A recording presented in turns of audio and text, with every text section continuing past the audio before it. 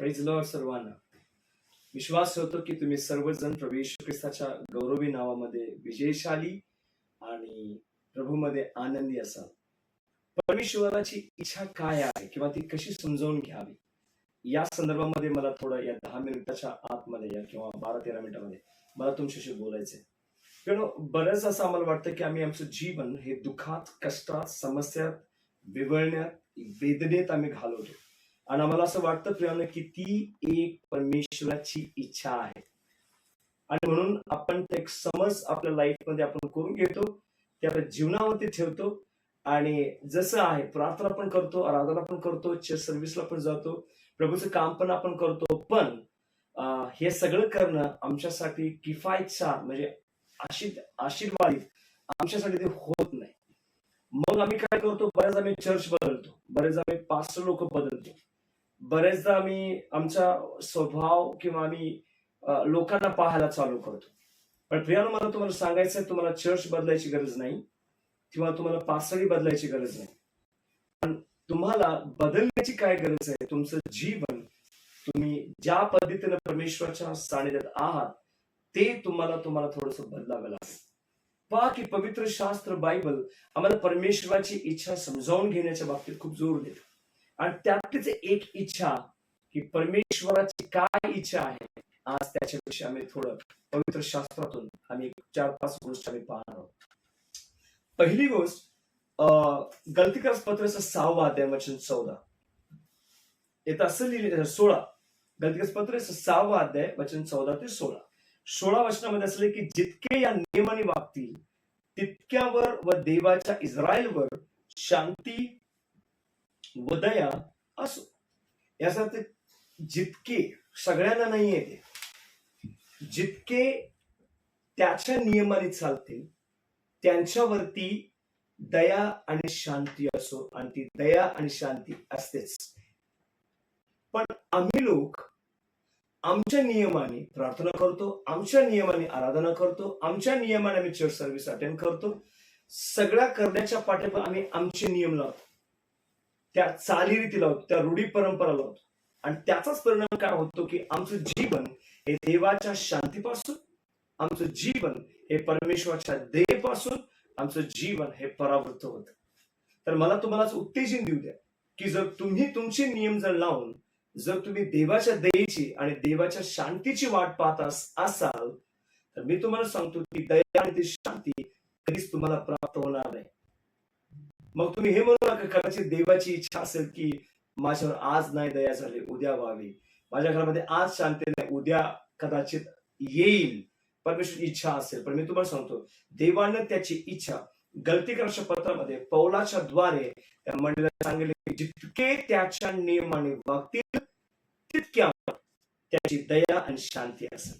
दुसरी गोष्ट मला तुम्हाला सांगतो, योहानचं पुस्तक 3 अध्याय वचन 16 तिथे इतकं सुंदर लिहिलं की जो कोणी विश्वास ठेवेल, याचा अर्थ की सर्व लोक आहेत पण ते सगळी लोक विश्वास नाही ठेवणार, तर जितके विश्वास ठेवतील तितक्यांना प्रभू येशू ख्रिस्ताच्या द्वारे त्यांना सार्वकालिक जीवन त्यांना दिलेलं आहे. याचा अर्थ जे विश्वास ठेवतील त्यांना त्यांच्यापाशी हे जीवन असतेच. तर आमचं जीवन हे विश्वासाचं जीवन आहे आणि आम्हाला सगळ्यांना माहिती आहे की पवित्र शास्त्रामध्ये बहुत बार विश्वास के बारे में लिखा गया, बोला गया, प्रचार किया गया. बायबल मध्ये असले की जो विश्वास ठेवेल तो कधी लज्जित होणार नाही. बायबल असं सांगते जे विश्वास ठेवतील, जे विश्वास ठेवतील ते मोठमोठ्या गोष्टी पाहतील, जे विश्वास ठेवतील ते खूप आश्चर्य कर्म करतील. याचा अर्थ की प्रभू येशू ख्रिस्त, परमेश्वराची इच्छा प्रभू येशू ख्रिस्तामध्ये ही आहे की तुम्ही आणि मी जीवनाची वाटेकरी व्हावे.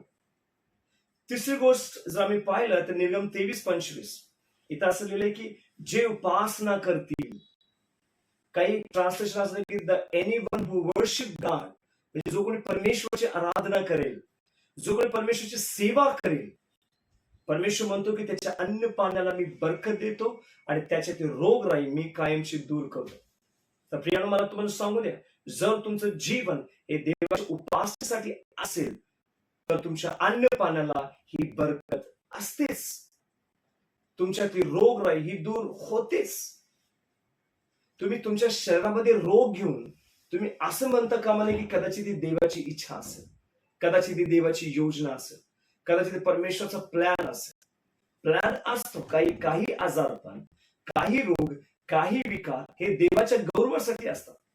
त्याच्यासाठी आम्ही जे आजार, जे जे विकार जे आमच्यामध्ये देवाच्या गौरवासाठी असतात, त्याची काळजी कधी आम्ही करत नाही. तर विश्वासाचं जीवन जगून आम्ही आमचं जीवन आनंदानं उपासनेसाठी व्यर्थ खर्चित म्हणजे आम्ही ते खर्चित असतो. पण जे आमच्या चुकीच्या धारणामुळे जे रोग विकार आजार जे आमच्या पापाच्यामुळे आलेले त्याच्या पाठीमाग चिंता असते, काळजी असतात, दगदग असते, रखरख असते, किरकिर असते. तर मला तुम्हाला सांगू दे प्रियानो, की जे उपासना करतील ते त्यांच्यातून रोगराई ही निघतेच आणि परमेश्वर त्यांच्याद्वारे गौरव परमेश्वर करून घेतो. चौथी गोष्ट आम्ही जर पाहिली तर आज्ञापालन. बायबल सांगते अनुवाद 28:1 मध्ये, जो व्यक्ती परमेश्वराचं नीट लक्षपूर्वक ऐकतो आणि काळजीपूर्वक आज्ञापालन करतो, तर स्वतः परमेश्वर म्हणतो की मी त्याला राष्ट्रापेक्षा उंच ठिकाणी बसवेन. आता परमेश्वर आम्हाला राष्ट्राच्या खाली पाहत नाहीये, पण परमेश्वर आम्हाला राष्ट्रापेक्षा उंच ठिकाणी पाहतो. तुम्ही उंच राहू शकता.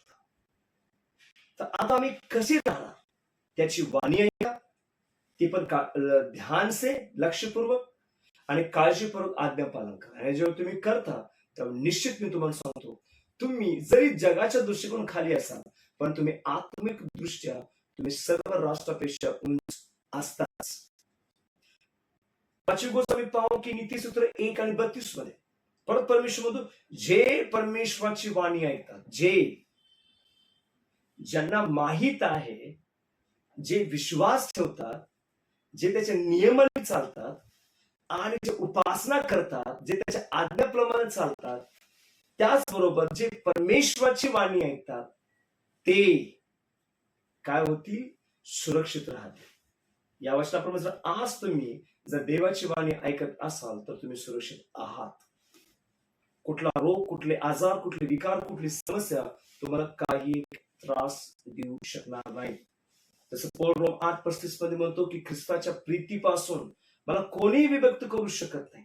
मग तो क्लेश असेल, मग ते अपत्य असेल, मग ते छळणूक असेल, मग ते तलवार असेल, मग ते नग्नता असेल. तो म्हणतो स्वर्गातले दूत ही मला परमेश्वराच्या साध्यापासून लांब ठेवू शकत नाही, शुभवर्तमानापासून बाजूला ठेवू शकत नाही. का असं म्हणतो? आज त्याचं जीवन हे प्रवेश ख्रिस्तावरती अवलंबून होतं आणि आज आमचे जीवन आज प्रवेश ख्रिस्तावर अवलंबून. त्याचाही देव तोच आहे जो आज तुमचा माझा देव आहे. आणि म्हणून मला तुम्हाला सांगायला आनंद वाटतो प्रियानो की आम्ही जर परमेश्वराची वाणी आमच्या जीवनामध्ये जर आम्ही ऐकत आहोत तर आम्ही सुरक्षित आहोत. तुम्ही सुरक्षित आहात. तुम्हाला भीती नसल्यामुळे तुम्ही स्वस्थ असालच. इतकंच नाही तर हे नवीन करारामध्ये सुद्धा मत्तेचं 5 वाद्य जर तुम्ही वाचला, माझी इच्छा प्रियानो की ते मत्ते 5 मी तुम्हाला वाचावं, कारण याच्यामध्ये खूप अतिशय सुंदर परमेश्वरानं त्याचं देवाची इच्छा आम्हाला परमेश्वराने सांगितलेली आहे.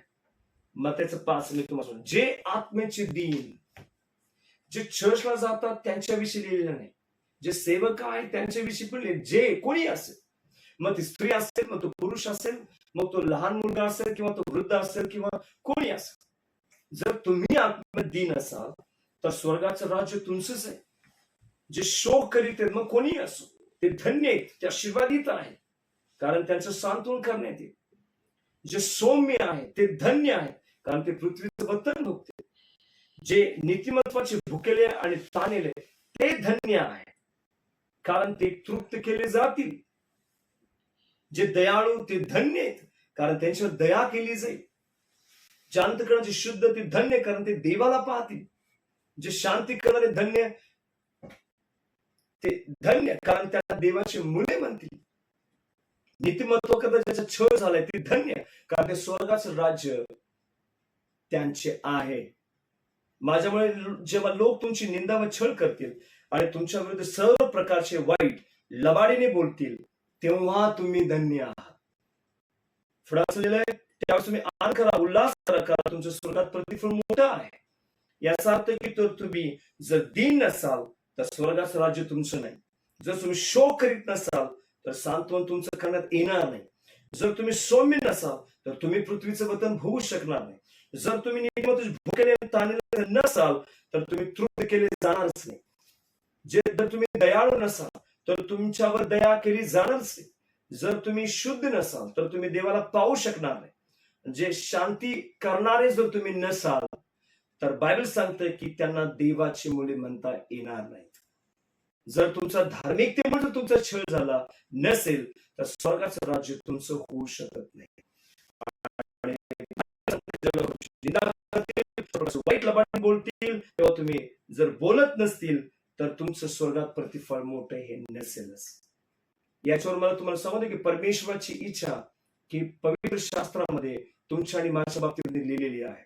जर तुम्ही लोक जर त्याच्या नियमाने चालला, तुम्ही लोक जर तुम्ही त्याच्या जसं पवित्र शास्त्राचा विश्वास जर ठेवा तर जीवन तुम्हामध्ये असेल. जर तुम्ही उपासना करीत आहात तर तो तुमच्या रोगराई कायमची दूर करून तुमचं जीवन तो आशीर्वादी करेलच. जर तुम्ही आज्ञापालन करत असाल तर तुमचं जीवन हे राष्ट्रापेक्षा उंच ठिकाणी असलाच पाहिजे.